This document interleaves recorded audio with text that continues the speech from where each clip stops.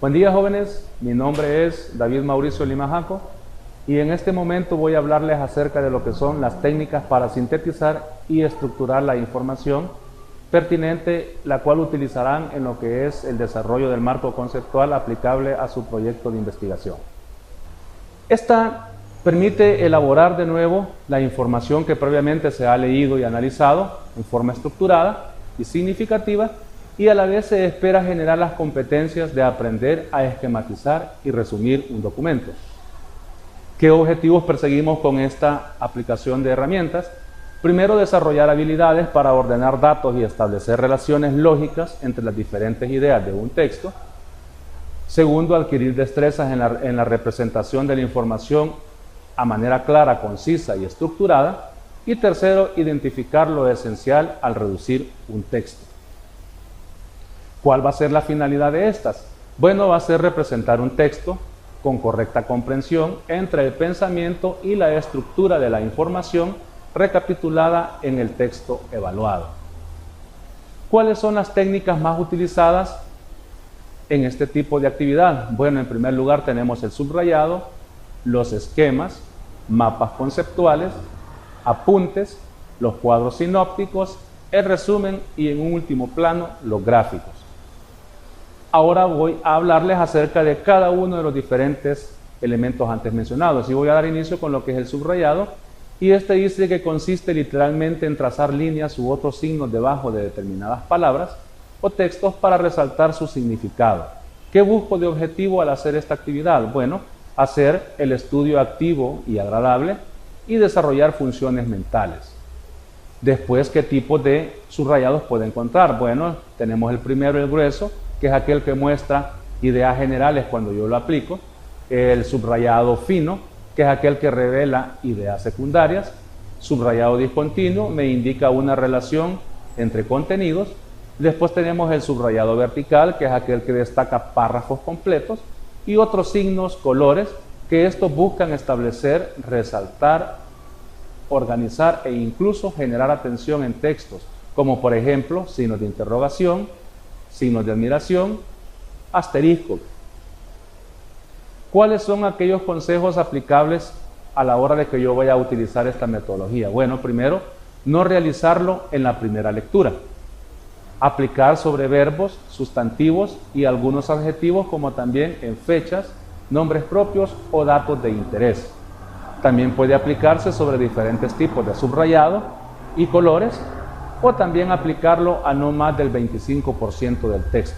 Además, desarrollar lectura final para comprender todo lo anteriormente subrayado.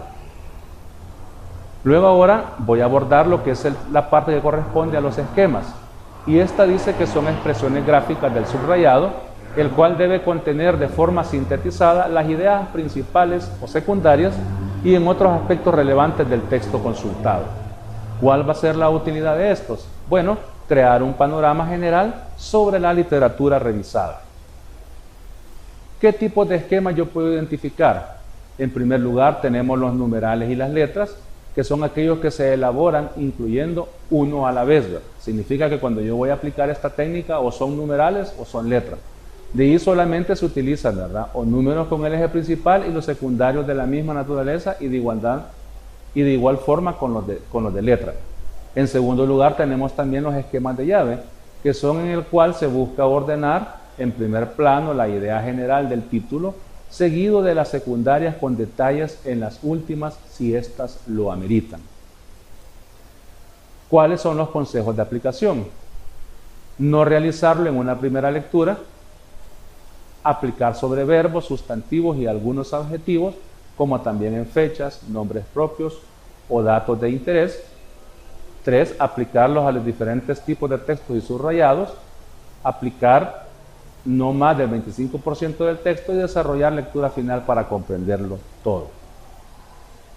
Ahora voy a mencionar lo que son los mapas conceptuales.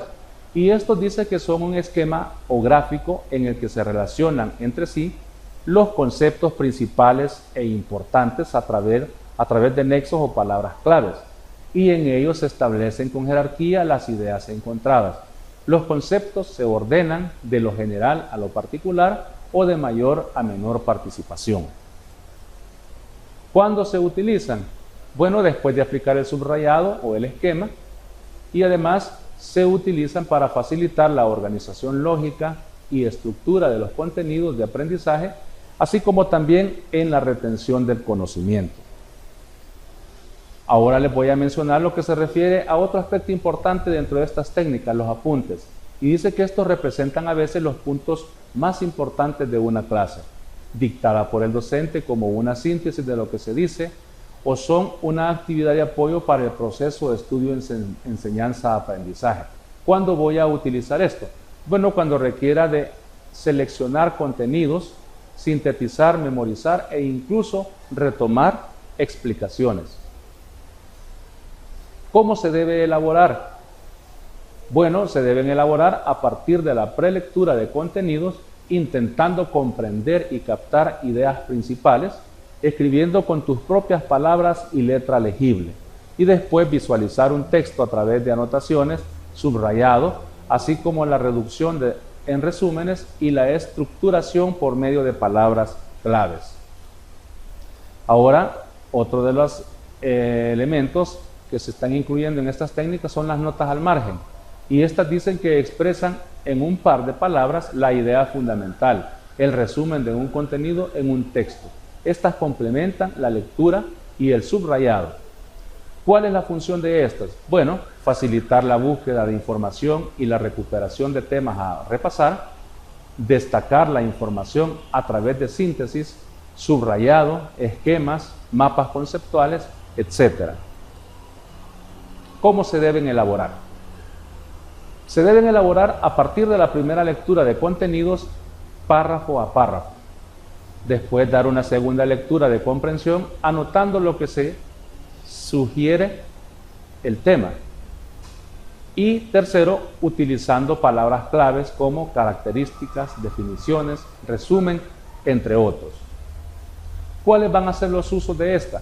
Se aplican en el margen izquierdo a pie de página y además favorecen la comprensión del tema y facilitan el subrayado, los esquemas y los mapas conceptuales.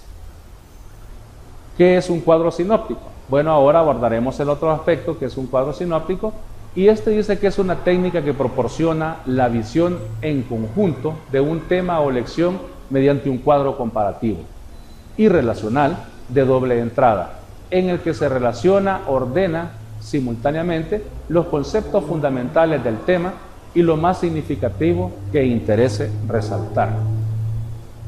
¿Cuándo se debe aplicar? Si el tema es entrevesado, es decir, de compleja exposición, de reiteraciones de datos, fechas, nombres o por la sucesiva interrelación de ideas, para realizar un análisis claro, diferenciado y ordenado desde el inicio del estudio. También puede utilizarse para denotar perfectamente el orden de las ideas y que resulte más fácil su asimilación y comprensión, o como último aspecto para realizar rápidos repasos sin necesidad de volver a leer todo el contenido desarrollado. Ahora les voy a mencionar qué es un resumen. El resumen es una expresión breve de un tema y el cual está concentrado en el texto con palabras del autor. ¿Cuándo es que debo utilizarlo? Bueno, a partir del subrayado, al organizar textos con sentido y continuidad a partir de los esquemas y seleccionando la idea más general para el título. ¿Qué ventajas me proporciona esta herramienta? Bueno, desarrolla la capacidad de síntesis, simplifica la memorización y el repaso, mejora la expresión escrita, se perfecciona la lectura comprensiva y además presenta orden en las exposiciones. Ahora les voy a mencionar otra de las técnicas que son los gráficos, en las cuales dice que estas son representaciones no verbales que complementan un texto y que sirven para comprobar datos de dos o más variables en un estudio.